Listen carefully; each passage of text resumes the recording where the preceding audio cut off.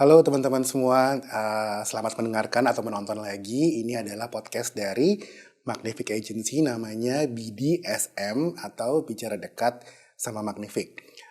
Perkenalkan, saya Arifaldi Dasril atau biasa dipanggil Arif. Saya adalah salah satu founder dari agensi ini, Magnific, dan juga merupakan managing partner dari Magnific yang bertanggung jawab untuk divisi saya, yaitu public relations. Ini kita mau ngobrol sedikit mengenai satu hal, bukan satu sih, sebenarnya banyak. Hal yang paling banyak ditanyakan oleh orang-orang ketika kita bertemu, terutama dari teman-teman sesama profesional atau praktisi di bidang humas. Ada beberapa hal yang paling sering ditanyakan, yaitu yang pertama, bagaimana cara mendirikan agensi pertama kali, yaitu communication agency. Itu. Lalu yang paling sering banyak banget ditanya adalah gimana sih caranya untuk mendapatkan partner mendirikan agensi yang tepat. Itu yang kedua. Dan yang ketiga, yang juga paling sering ditanya karena umur agensi kita ini tahun 2023 ini sudah 15 tahun dari 2008, banyak yang bertanya gimana caranya bisa punya bisnis terutama di bidang communication agency yang umurnya cukup panjang. Ini kita coba jawab satu-satu, tapi dalam episode yang berbeda ya. Dan dalam episode pendek kali ini yang mau saya jawab adalah bagaimana cara mendirikan agensi pertama kali ya. Oke, kita mulai aja. Nah, yang bisa saya sarankan kepada teman-teman semua, ini sebenarnya berlaku untuk siapapun juga yang ingin mendirikan usaha apapun ya. Itu hal yang harus pertama kali kita lakukan adalah riset dan survei untuk memastikan bahwa potensi atau peluang bisnis kita di pasar yang kita tuju itu masih sangat baik gitu loh, atau masih ada. Tentu survei ataupun risetnya itu tidak perlu terlalu mendalam. Teman-teman bisa melakukan misalnya dipstick survei atau interview yang dilakukan dengan mengumpulkan beberapa stakeholder yang teman-teman semua sudah kenal gitu loh. Stakeholdernya tentu harus stakeholder terkait dengan industri yang teman-teman ingin geluti ini, yaitu communication agency. Jadi misalnya kumpulin atau temui beberapa teman yang sudah mendirikan agensi terlebih dahulu, itu satu. Kedua, atau bisa juga dengan teman-teman yang sudah bekerja di client side yang biasa menggunakan jasa agensinya tersebut. Lalu ketiga, teman-teman juga bisa coba ngobrol dengan stakeholder terkait juga, yaitu contohnya wartawan ya atau media. Nah, dari sini teman-teman bisa dapat beberapa hal, masukan yang penting mengenai gimana cara kerja agensi zaman sekarang, bagaimana ekspektasi klien terhadap agensi, dan lain-lain halnya yang akan sangat bermanfaat untuk teman-teman untuk mengetahui apakah bidang industri ini masih memiliki potensi yang sangat baik atau tidak. Dari situ ya. Jadi saya sarankan untuk melakukan langkah pertama itu tersebut. Lalu kedua yang dapat dilakukan adalah teman-teman harus mencari partner yang tepat untuk mengerjakan agensi ini, partner bisnis tentunya. Kenapa? Karena resiko itu harus dibagi ya. Tentu kalau kita sudah mau berbagi resiko, profitnya juga harus mau dibagi. Nah, nanti ada kiat-kiat sendiri gimana caranya supaya teman-teman bisa mendapatkan partner yang tepat untuk mendirikan agensi. Nah, terus ketiga yang tidak kalah penting tentu adalah kapital atau modal. Teman-teman harus menyiapkan modal itu setidaknya cukup untuk membiayai operasional yang minimal selama 2 tahun. 2 tahun, karena kita nggak pernah tahu sepanjang agensi itu berdiri, apakah ada masa-masa di mana kita mungkin sedang kesulitan mendapatkan project, atau kita sedang dalam masa-masa pitching, belum dapat project, tapi kan operasional tetap harus berjalan, termasuk gaji karyawan yang teman-teman sudah rekrut, itu penting sekali. Jadi memiliki modal setidaknya 2 tahun untuk kerja itu penting. Bagaimana cara perolehan modalnya itu teman-teman bisa pikirkan mana yang paling sesuai dengan kemampuan kita gitu loh. Mungkin bisa menarik investor, atau teman-teman bisa mungkin melakukan peminjaman modal dari lembaga keuangan, misalnya kayak dari bank, atau sekarang juga sudah ada beberapa startup yang bisa memberikan pinjaman modal dengan jaminan PO atau purchase order, itu juga bisa. Atau mungkin teman-teman mau nabung dulu dari penghasilan saat ini sebagai profesional, itu juga bisa, yang mana yang nyamannya, tapi sangat disarankan punya 2 tahun. Itu cara ngitungnya adalah kita coba dulu hitung operasional yang kita keluarkan untuk mengerjakan proyek secara minimal. Yang setidaknya mampu untuk membuat usahanya tetap jalan, nah itu dikali 24 bulan. Kurang lebih seperti itu.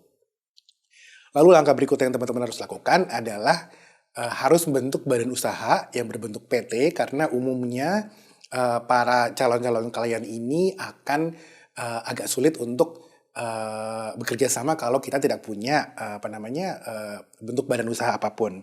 Antara lain itu, lalu yang tidak kalah pentingnya adalah teman-teman harus bangun portfolio melalui klien-klien yang cukup kredibel. Ini tentu kayak semacam telur sama ayam ya teman-teman ya. Yang pertama tentu untuk bisa punya klien yang kredibel, mereka butuh ngeliat portfolio kita, apakah portfolio itu cukup bagus atau enggak, segala macam. Itu satu. Tapi untuk bisa punya portfolio yang mumpuni, kita harus punya klien juga. Jadi itu semacam telur dan ayam. Mana yang duluan? Nah, itu teman-teman bisa bangun portfolio dengan klien-klien yang kredibel itu, tentu ada beberapa hal yang harus dilakukan. Kayak misalnya contohnya, di saat kita pertama kali mendirikan usaha, maka sangat penting kita untuk memberikan faktor X atau pertimbangan kepada calon klien kenapa mereka harus milih kita gitu loh. Salah satu hal yang paling signifikan untuk para calon klien ini untuk memutuskan akan bekerja sama atau enggak, itu antara lain dengan memberikan harga yang lebih fleksibel. Ya, mungkin kita sedikit berpikir bahwa loh saya kan sudah punya pengalaman yang banyak sebelumnya kerja di agensi ini, kerja di brand itu, segala macam. Nah, teman-teman jangan lupa bahwa tentu expertise itu dibangun ketika teman-teman bekerja di perusahaan yang sudah punya sistem. Semuanya itu udah berjalan dengan baik, lini fungsi kerjanya semua sudah ada. Nah, sekarang teman-teman bekerja di perusahaan baru yang sistemnya oleh calon klien belum ketahuan nih udah jalan atau belum. Itu kan perlu proven track sendiri ya, apa yang harus dilakukan. Nah, dari situ mungkin untuk menciptakan faktor X teman-teman bisa dipilih, bisa memberikan harga yang sedikit lebih murah, tapi jangan murah-murah banget. Yang kita bisa bilang itu adalah bagian dari marketing cost. Ya. Setelah itu mungkin secara organik, setelah teman-teman sudah punya portfolio yang bagus, klien-klien yang kredibel dan kita bisa banggakan melalui credential, baru teman-teman bisa secara gradual meningkatkan pricing positioningnya. Antara lain itu. Nah, ini berhubungan dengan langkah berikutnya yang harus dilakukan ketika teman-teman membangun agensi, yaitu menetapkan pricing point yang tepat namun masih fleksibel. Saya mungkin bisa ngasih contoh pricing point yang kurang tepat yang pernah saya kerjakan waktu itu dari agensi saya sendiri. Jadi mungkin karena ketidakpercayaan diri ketika kita pertama kali membangun agensi ini 15 tahun yang lalu, kita sempat salah memberikan harga yang mungkin terlalu di bawah harga pasar. Nah, itu kalau kita lakukan dengan salah dan tidak tepat pricing point-nya, maka kemudian yang terjadi adalah kita perlu waktu untuk meningkatkan harga kita menuju harga yang wajar gitu loh, bukan harga discounted lagi. Ya, dan itu nggak mudah ya. Kenapa? Karena klien sudah terbiasa kita hadapi dengan penawaran yang kita berikan dengan angka sekian. Tentu itu sudah masuk ke sistem mereka. Mereka punya procurement dan mereka juga punya sistem segala macam yang menyebabkan bahwa kita dianggap deserve untuk mendapatkan harga tersebut gitu. Nah, itu perlu waktu untuk kita buktikan bahwa harga kita memang sudah saatnya naik. Misalnya kayak gitu. Jadi pricing point sangat diperlukan, karena kalau misalnya salah seperti yang kami kerjakan dulu, itu akan terjadi. Dan yang kedua, tentu saja akan merusak harga pasar di industri kita. Antara lain itu.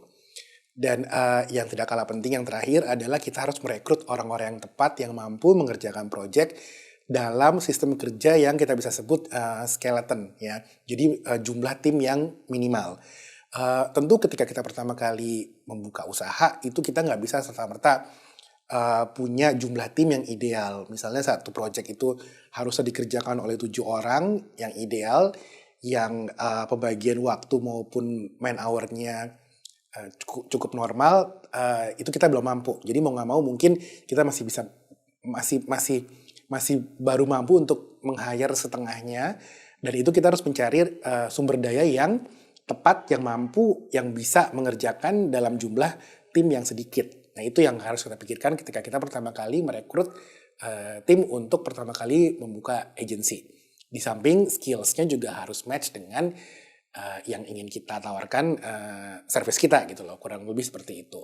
Nah, kalau dari aku sih kurang lebih itu cara-cara mendirikan agensi pertama kali. Sebenarnya masih banyak banget, tapi ini adalah beberapa poin penting yang teman-teman semua bisa lihat dulu dan telah dulu apakah 7 poin ini buat teman-teman sudah teman-teman miliki untuk nanti teman-teman kembangkan untuk bisa mendirikan agensi sendiri ya. Mungkin setelah ini bisa ada turunannya lagi, apalagi yang mau di review dan apalagi aset yang teman-teman miliki sehingga bisa dengan lancar mendirikan agensinya. Ya. Nah, sampai di sini dulu sharing saya. Tapi jika teman-teman ingin ada beberapa pertanyaan, bisa tinggalkan di kolom komentar YouTube ini, atau yang mendengarkan di podcast bisa kirim direct message ke Instagram kami magnific.id ya. Sampai ketemu di episode BDSM Bicara Dekat sama Magnific berikutnya. Sampai ketemu.